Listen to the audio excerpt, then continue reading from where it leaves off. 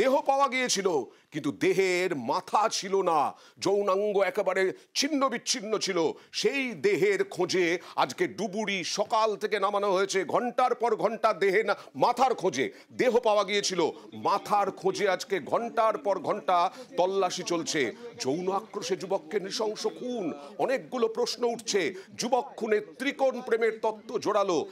যে জায়গায় পাওয়া গিয়েছিল সেই জায়গা থেকে এই যে যেখানে জলাশয় থেকে মাথা খোঁজা হচ্ছে তার দূরত্ব কত, কেন পুলিশ মনে করছে যে এখানেই মাথা ফেলা হয়েছে? কথা বলবো প্রতিনিধি জিয়াউলের সঙ্গে। জিয়াউল, দেখো, ঘটনাস্থল বাজিতপুরের যে কৃষি ক্ষেতের মধ্যে নৃশংস হত্যা বা খুন করা হয়েছিল যুবককে, সেখানে মুন্ডহীন বডি উদ্ধার হলেও মুন্ডু এখনো পর্যন্ত খুঁজে পায়নি পুলিশ। ফলে সেখান থেকে প্রায় 1.5 কিলোমিটার দূরে একটি সুটি খাল রয়েছে, সেখানে তার কারণ পুলিশ কুকুরের উপরে অনেকটা ভরসা করে পুলিশ কুকুর ওখান থেকে একেবারে এই সুটি খালের একটি জায়গা যেখানে সাঁকো রয়েছে সেখানে সেই পুলিশ কুকুর থমকে যায়। এখান থেকেই তদন্তকারীরা মনে করছেন সে যুবককে খুন করা হয়েছে, নৃশংস হত্যা করা হয়েছে, সেখান থেকে তার মুন্ডু নিয়ে এসে সুটি খালে ফেলা হচ্ছে। অর্থাৎ গতকাল প্রায় ঘন্টা তিনেক ডুবুরি নিয়ে তল্লাশি খুঁজে পায়নি, আজকে সকাল 11টা থেকে এখন প্রায় 2-2:30 বাজে। ফলে দীর্ঘক্ষণ ধরে প্রায় একাধিক একের পর এক ডুবুরি, 3জন ডুবুরি তারা নিয়ম করে সেখানে নেমে প্রায় এই সাঁকোর 2 সাইড 25 ফুট দূরত্ব করে সেখানে কিন্তু চিরুনি তল্লাশি করছেন যারা ডুবুরি। তারা কিন্তু বলছেন যে যেহেতু সুটি খালের জল নোংরা জল, অন্ধকার এবং উপরে কচুরিপানা রয়েছে, তার মধ্যে তারা সাধ্যমত চেষ্টা করছেন, কিন্তু এখনো পর্যন্ত প্রায় 3 ঘন্টা অতিক্রান্ত, কোন রকম ভাবে মুন্ডু এখান থেকে পাওয়া যায়নি। তুমি যেমনটি বলছো, এখান থেকেই প্রশ্ন কেন পুলিশ এখানে নিয়ে আসলো। অত পুলিশ যে কুকুরের সাহায্য নিয়ে কিন্তু এখানে এসেছিল, কিন্তু এই যে নৃশংস যেভাবে হত্যা করা হচ্ছে, পুলিশ কি মনে করছে মাথা না পাওয়া গেলে পরিচয় পাওয়া কি কঠিন? দেখো, তার কারণ তার শুধুমাত্র যে ধর অর্থাৎ গলা থেকে যে যৌনাঙ্গ পর্যন্ত কিন্তু সেখানে কোনো ক্ষত না হলেও নিচের অংশ কিন্তু অর্ধদগ্ধ, অর্থাৎ সেখানে কেরোসিন এবং ডিজেল দিয়ে পুড়িয়ে দেওয়া হয়েছে এবং যৌনাঙ্গে একাধিক ভাবে আঘাত করা হয়েছে, ক্ষতি কেটে দেওয়া হয়েছে। ফলে সেখান থেকে পুলিশ মনে করছেন তার কারণ এখান থেকে বডির যে অংশ এখান থেকে কখনোই এই মৃতদেহের শনাক্তকরণ যাচ্ছে না, কি তার পরিচয়, কেন তাকে এখানে নিয়ে আসা হচ্ছে। ফলে যতক্ষণ না পর্যন্ত মুন্ডুর হদিশ পাচ্ছে, মাথার হদিশ পাচ্ছে, তখন পর্যন্ত পরিচয় স্পষ্ট হচ্ছে না তদন্তকারীদের কাছে। বুঝলাম একেবারেই, মানে এখানে মুন্ডর মাথা না পাওয়া গেলে কোথায় যাবে? কারণ এখানে পুলিশ কুকুর থমকে গিয়েছিল, সেই সূত্রে ডুবুরি নামানো হচ্ছে, কিন্তু ঘন্টার পর ঘন্টা কেটে গেলেও মাথার খোঁজ নেই। দেখা যাক। আমি তো ওখানে দেখতে পাচ্ছি না, জলের তলায় পুরোটাই অন্ধকার। এবার যেভাবে খুঁজতে হয় ওভাবে খুঁজছি, যদি পাওয়া যায় তো গুড লাক আমাদের। কোনো কিছু তো উদ্ধার হচ্ছে না, তাকে যদি চিহ্নিত না করতে পারে তাহলে তো পুলিশও তো কিছু করতে পারছে না। অনেকের বাড়ি বাড়ি গেছি, গিয়ে জিজ্ঞাসাবাদ করেছি, সেরকম কেউ পাড়ার মধ্যে মিসিং নেই। আমরা অফিসারকেও নিয়ে গেছিলাম, কিছু কিছু জায়গায় সিসিটিভি ক্যামেরা ছিল, সেখানেও দেখলাম যে কোনো বাইরে কোনো এভাবে এসছে কিনা। সেইভাবে কিছু তো এখনো পর্যন্ত সন্ধান পাওয়া যায়নি। টোটাল 1.5 ঘন্টা মতো তল্লাশি চললো। যেখানে দেখানো হয়েছিল সেখান থেকে আমরা ডান দিকেও মোটামুটি 25-30 মিটার, বাঁ দিকেও 25-30 মিটার আমরা তল্লাশি করলাম, কিছু পাওয়া যায়নি, কিছু পেলে তো আমরা তুলে নিই। খালের পাশে অন্যান্য পুকুরও আছে, সেগুলো কি দেখা হবে? আমাদের যেরকম সুপিরিয়ররা ইনস্ট্রাকশন দিবেন আমরা সেই হিসাবে কাজ করব। মুন্ডুর খোঁজ চলছে, এখানে কুকুর দেখাচ্ছে রাস্তা, তার জন্য এখানে একটু ডিএমসি টিম এসে গেছে, ওটার খোঁজ চলছে, এখানে ইনভেস্টিগেশন চলছে। ব্যবসায়ীর ছেলেকে অপহরণ কলকাতার বুকে, মাত্র 1.5 লক্ষ টাকা মুক্তিপণ। এই গাড়ি করেই অপহরণ করেছিল 7 জন অপহরণকারী জালে। 1.5 লক্ষ টাকা আবার 2 ঘন্টার মধ্যে উদ্ধার হয়ে গেল ওই ব্যবসায়ীর ছেলে। 1.5 লক্ষ টাকা মুক্তিপণ। সরাসরি চলে যাব প্রতিনিধি অমিতের কাছে। অমিত, মাত্র 1.5 লক্ষ টাকা মুক্তিপণ, 7 জন অপহরণকারী মিলে অপহরণ, তারপরে আবার 2 ঘন্টার মধ্যেই উদ্ধার। এই বিষয়টা কি কতটা গুরুত্বপূর্ণ মনে হচ্ছে অপহরণটা?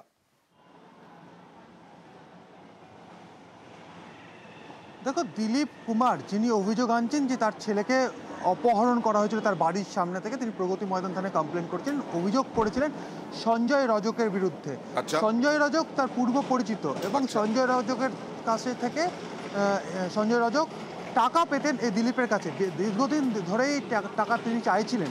টাকা ফেরত না পাওয়ার কারণেই দিলীপের ছেলেকে অপহরণ করার ছক কষে বা পরিকল্পনা করে এবং সঞ্জয়ের বাড়ি থেকে সঞ্জয়ের ছেলেকে তারা দিলীপের ছেলেকে দিলীপের বাড়ির সামনে থেকে তাকে পিক করে হাওড়াতে নিয়ে গিয়ে তারা লুকিয়ে রাখে এবং ফোন করে 1.5 লক্ষ টাকা মুক্তি পঞ্চান। এরপরই পুলিশের দ্বারস্থ হন দিলীপকে পুলিশ পরামর্শ দেয় ব্যবসায়ীর কাছে পাওয়ার ছিল, কত টাকা ব্যবসায়ীর কাছে পাওয়ার ছিল?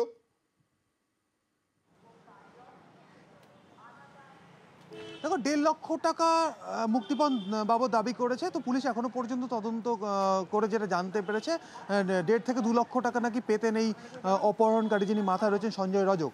সেক্ষেত্রে সেই জায়গা থেকে পরিকল্পনা করেছিলেন এবং দিলীপের বাড়ির সামনে থেকে তার ছেলে প্রিন্স কুমারকে তারা পিক করে এবং অপহরণ করে এবং নিয়ে চলে যায় হাওড়া গোলাবাড়ি এলাকায়।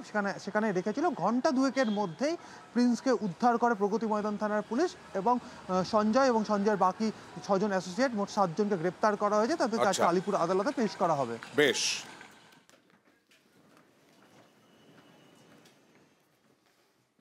আর এই ছবি একেবারে ব্যাপকভাবে ভাইরাল।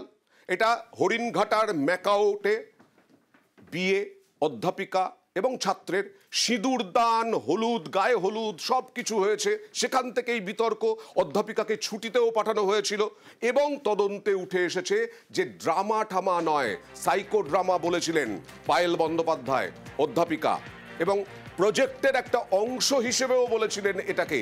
কিন্তু তারপরে আজকে তিনি ইস্তফা দিলেন, অধ্যাপিকা পদে ম্যাকাউট থেকে ইস্তফা দিলেন। এখনো পর্যন্ত ইস্তফায় কি লিখেছেন, কেন ইস্তফা দিয়েছেন, রঞ্জিতের কাছ থেকে জানবো। কিছু কি জানা গেল ইস্তফাপত্রে, কি কারণ দর্শিয়েছেন তিনি?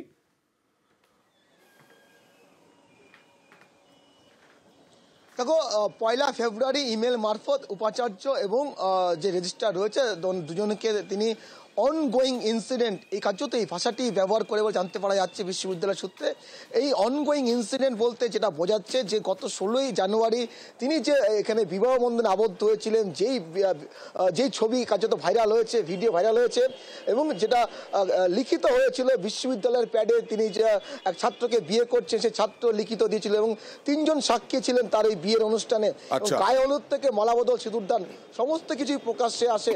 সেই ঘটনার পরিপ্রেক্ষিতে অর্থাৎ অনগোয়িং ইনসিডেন্ট, সেটাই তিনি উল্লেখ করেছেন তার ইমেলে এবং তিনি তার যে কাজ সেখান থেকে ইস্তফা দিতে চাইছেন। আমি রঞ্জিত আসবো তোমার কাছে। আমরা কথা বলেছিলাম, অন্যান্য সংবাদ মাধ্যমের সামনে মুখ খুলেছিলেন এবং তিনি দাবি করেছিলেন এটা প্রজেক্টের অংশ, এটা কোনো বিয়েই নয়, এটা একটা নাটক, ড্রামা। তো যাই হোক, তদন্ত কমিটি তদন্ত করেছে, তদন্ত কমিটি তারা বলেছে যে না, এর মধ্যে কোনো ড্রামার বিষয় নেই এবং তাকে ছুটিতে পাঠানো হয়েছে। তার শাস্তি কি হবে সেই বিষয়ে কথাবার্তা চলছিল, কিন্তু তার মধ্যে ইস্তফা। আজকে রেজিস্ট্রার কি বললেন ম্যাকাউটের হরিণঘাটার, দেখুন। উনি 1 ফেব্রুয়ারি একটা মেল পাঠিয়েছেন, ডিয়ার স্যার বলে লিখেছেন, আর মেলটা কপি করেছেন রেজিস্ট্রার এবং ভাইস চ্যান্সেলর দুজনকে, এবং তাতে উনি লিখেছেন উনি পদত্যাগ করেন। উনি কি স্থায়ী টিচার ছিলেন? না, উনি স্থায়ী টিচার ছিলেন। ঘটনা তো সত্যিই ঘটেছে। উনি যেটা বলেছিলেন সাইকো ড্রামা, সেটা বোধহয় সামহাউ এনকোয়ারি কমিটি যা দেখেছে তা ওটা করোবরেটেড হয়নি, মানে এরকম কোনো এক্সাম্পল কোথাও নেই। না, এনকোয়ারি কমিটি প্রিলিমিনারি রিপোর্ট দিয়েছে, এবার তার উপর কি সিদ্ধান্ত হবে সেটা উপাচার্য বলেছেন শৃঙ্খলা কমিটিকে পাঠাতে, আমরা সেটাও পাঠাবো আমার রেজিগনেশনের জন্য। আচ্ছা, শৃঙ্খলা রক্ষা কমিটি এরপরেও ডেকে পাঠানো হবে বলা হচ্ছে। রঞ্জিতের কাছে যাব। রঞ্জিত, আমি যেটা বলছিলাম যে সংবাদ মাধ্যমের সামনে মুখ খুলেছিলেন, আজকে কি তিনি মুখ খুলছেন, তিনি জানাচ্ছেন কিছু পায়েল বন্দ্যোপাধ্যায়? দেখো, এই বিষয়ে তিনি কার্যত একেবারে মুখে কুলু পেটেছেন। ঘটনার পর থেকে তিনি যে এর আগে যখন মুখ খুলেছেন, যে দাবি করছিলেন যে সাইকো ড্রামা বা এগুলো একটা প্রজেক্টের বিষয়, তারপর থেকে কিন্তু তাকে আর পাওয়া যায়নি। তবে বিশ্ববিদ্যালয়ের কাছে তিনি ইমেল মারফতই তার যে ইস্তফাপত্র সেটা পাঠিয়েছেন।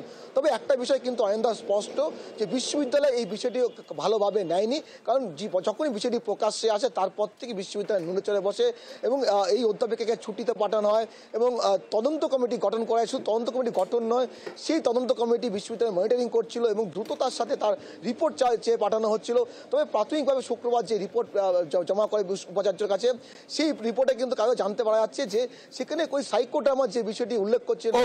এইটা শনিবারই তদন্ত রিপোর্টে কি ছিল জানিয়েছিলেন ম্যাকাউটের vice chancellor, head of the department doctor Payel Banerjee. উনি ছাড়া আর যারা ছিলেন তাদের অধিকাংশরই ইন্টারভিউ করা হয়েছে। তাদের সঙ্গে কথাবার্তা বলে তদন্ত কমিটির ধারণা যেটা, এটা কোনো রকম কোনো ফ্রেশার্স ওয়েলকাম পার্টি বা সাইকো ড্রামা বা কোনো ধরনের কোনো নাটক এরকম কিছু নয়। রিচুয়াল যেটা, সে হিন্দু রিচুয়ালটাকেই একটা মজা হিসেবে চেঞ্জটা প্রেজেন্ট করা হয়েছে। এটা ডেফিনেটলি ঘটনা যায় না, এটাকে আমরা নিন্দা করি এবং এটা করার জন্য উনি কারোর কোনো পারমিশন নেননি। এখন আমরা খুব বেশি এটা নিয়ে করতে পারছি না ক্যাম্পাসের মধ্যে, কারণ এখন পরীক্ষা চলছে।